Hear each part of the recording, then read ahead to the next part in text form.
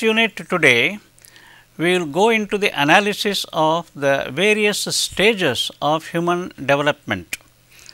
Please understand, the background of this has been deliberations among the researching anthropologists that human societies all over the world have gone through the several stages which are today represented by different tribals throughout the world, who are at different stages of their economic and cultural life.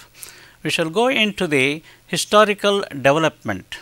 Just imagine, amazing it is, if ever since amoeba, the first organic life, came onto the surface of the earth, if right up to the modern man, the entire history of life on earth could be put into a compact 1 year period, modern man does not appear till about the 7 minutes before 31st December midnight. That means, in the long period of life on this earth, modern man has come into existence for a fraction. Just imagine 7 minutes within a whole 1 year period. And out of these 7 minutes, if you think of the civilization, that is, to which we belong, the non-tribals belong, it hardly comes to about 1 last minute before the midnight of 31st December. That means, the remaining 6 minutes before midnight has been the period that human beings have survived at different stages of development before they became what they have become. Just about 15,000 years ago, modern man came into existence the way we see most of them around the world, and just about 10 to 12,000 years ago, man started domesticating animals, and only in the last 6,000 years human beings have started living in the cities that are so common today as we see around the world, including our own country. Historical development. Just imagine, amazing it is, if ever since amoeba, the first organic life, came onto the surface of the earth, if right up to the modern man, the entire history of life on earth could be put into a compact 1 year period, modern man does not appear till about the 7 minutes before 31st December midnight. That means, in the long period of life on this earth, modern man has come into existence for a fraction. Just imagine 7 minutes within a whole 1 year period. And out of these 7 minutes, if you think of the civilization, that is, to which we belong, the non-tribals belong, it hardly comes to about 1 last minute before the midnight of 31st December. That means, the remaining 6 minutes before midnight has been the period that human beings have survived at different stages of development before they became what they have become.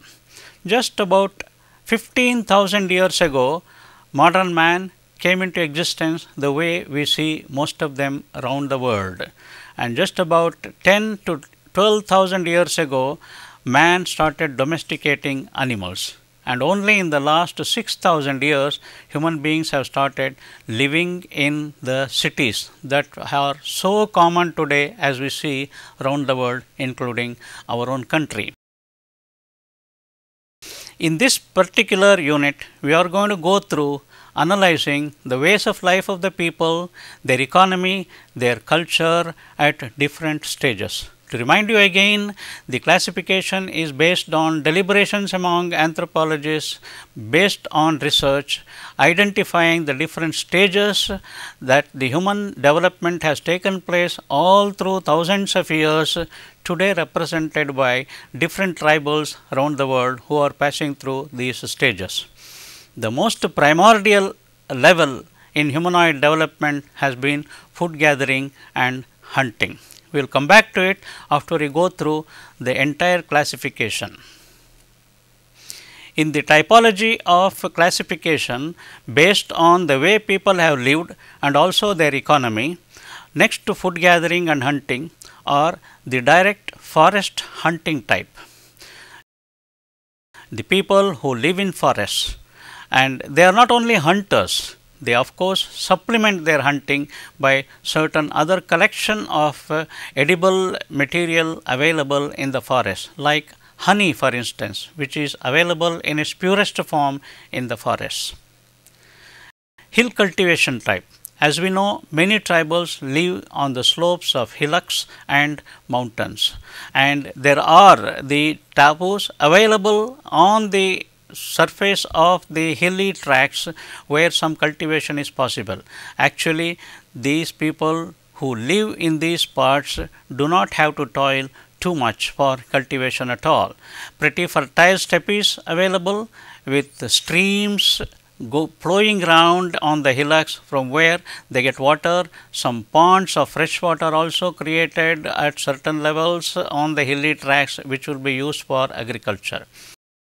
Next is little more settled type, that is cultivation as the main occupation.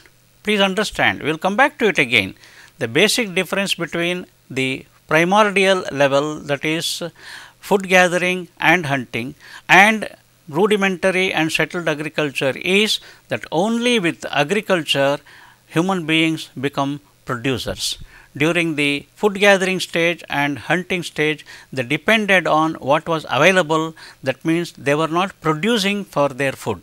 Only agricultural way of life brought human beings into production in the form of food that they would need to consume. And besides agricultural way of life, there are artisans. In one sense, every tribal group is specialized in some kind of handicrafts or the other. In fact, artisan as a way of life is not uncommon for all tribes, but yet there are certain tribes who specialize in producing certain handcrafts and other artificially manufactured crafts and arts. And then there are, in more recent times, tribal people where industrial development has taken place. That is very interesting. Tribal people live in places which are very rich in minerals and other form of fossil energy producing items. And in the name of development, large scale industrial undertakings come in their neighborhood. What an irony in the life of tribal people. There is so much in the name of modern development that is taking place exactly next door to where they have been living for years and years, but they neither have participation in what is going on, nor they get the fruits of the so-called development project. And then there are folk artists who specialize in folk songs, folk dance, folk music, narration of folk tales. In fact, that becomes their major way of running their life. In fact, they go into the neighborhoods on several occasions of the tribal festivals. They are also invited by the neighboring tribal groups and they go and perform there. And then there is a cultural classification. Besides the economy, as I indicated earlier on, it brings people living in a particular area to lead a certain kind of life. Take for instance food collection. There is not much of technology, probably only hoe, which they use for digging the roots and they collect the fruits. So, there is not much technology available. But what happens is, given the size of the tribe depending on food gathering, they live in a particular place where only certain varieties are available. Maybe they will venture a little bit into the surrounding areas, but yet food may get exhausted. Then what happens? People are busy collecting food the whole day. Perhaps they will be busy collecting food for the whole day, and back home the women are busy preparing the food for consumption, and there is no concept of tomorrow, because tomorrow again they will go for food collection, collecting fruits and edible roots available in the neighborhood. So, they live in a particular area depending on the size of the community, maybe 100 or couple of hundreds. Maybe they will exhaust whatever food is available in the form of fruits and roots. Maybe they will exhaust it in a matter of 1 or 2 generations. Because they are not producing anything, they will have to think of going to another place. So, therefore, there is not much of settlement at all in the way of life of the people when they are in the food gathering stage. And then comes the unsettled primary agriculture. They become little bit of producers.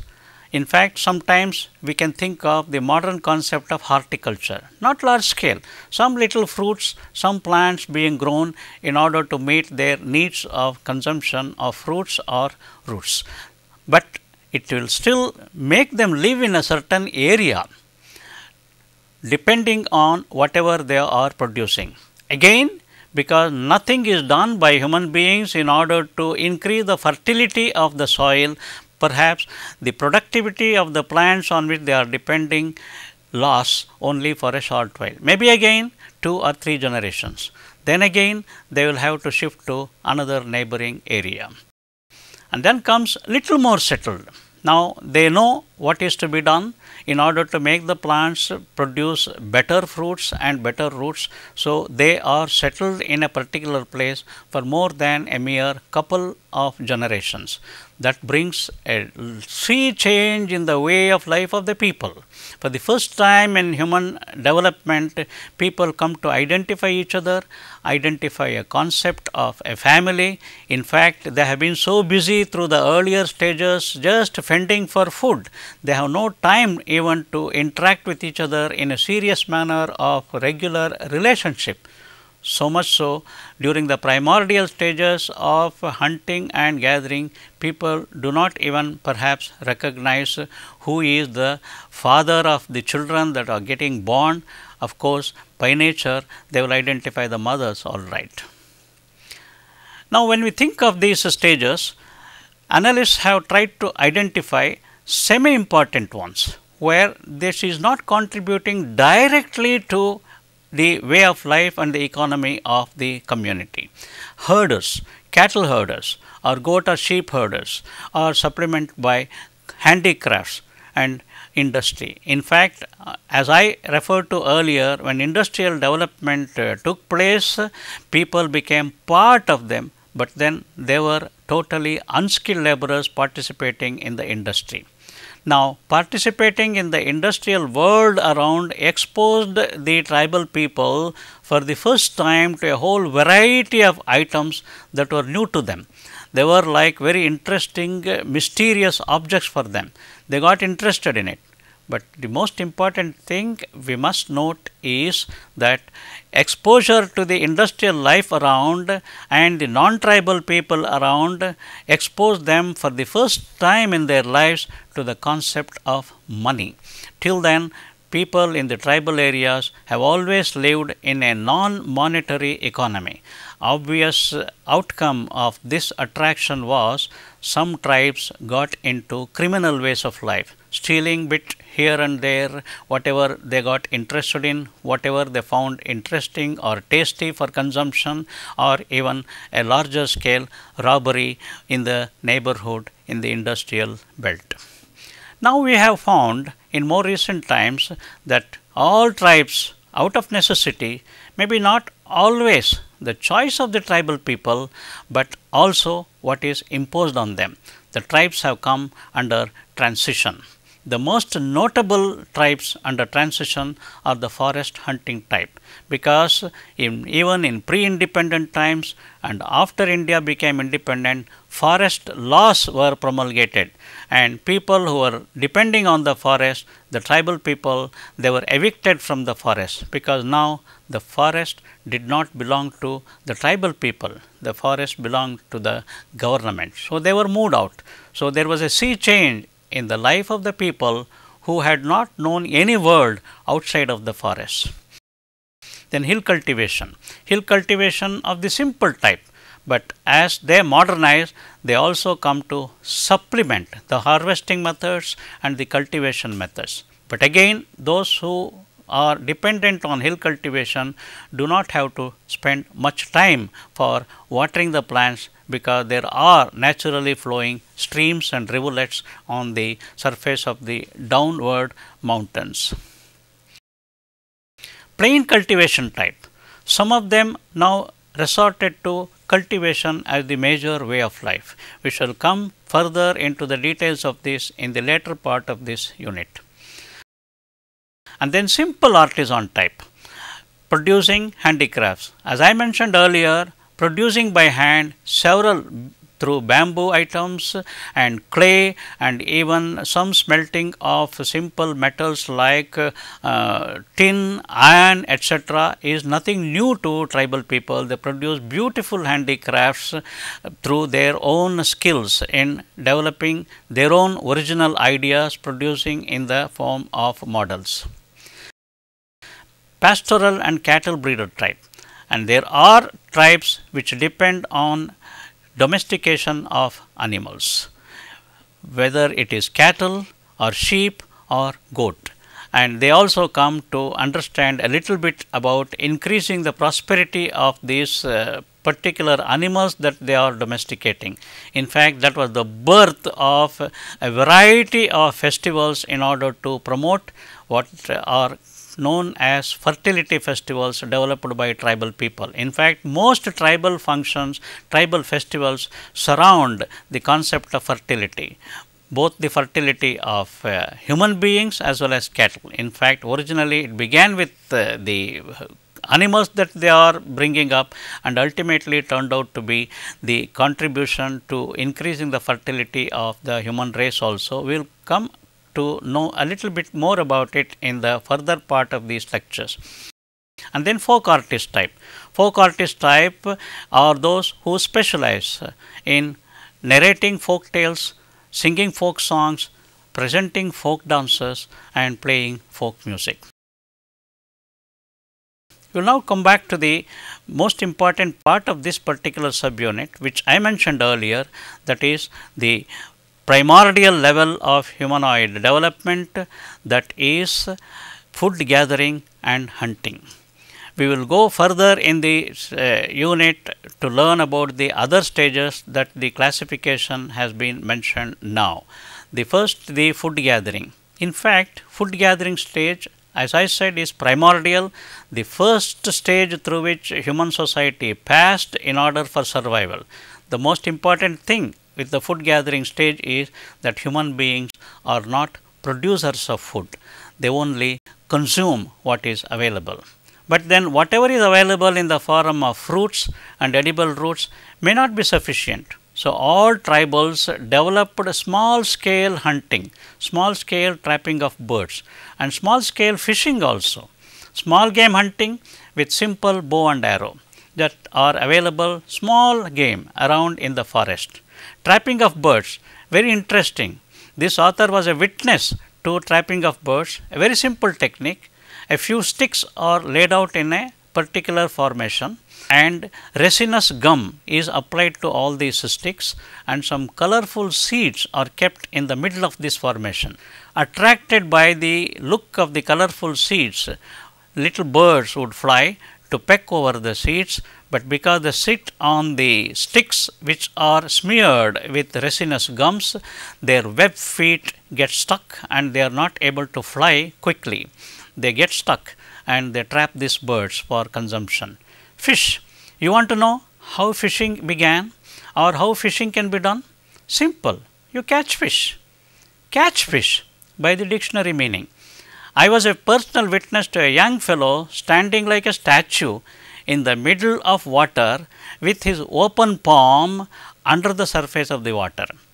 Just standing there like a statue where a whole show of fish would be passing. As the shoal came near him, he would close his palm, thereby trapping a couple of fish in his hands. Catching fish, no technique, no technology, no gadgetry. Catch fish simply by like the dictionary meaning. Of course, an improvised method is having a little piece of wooden stick with a broad butt end.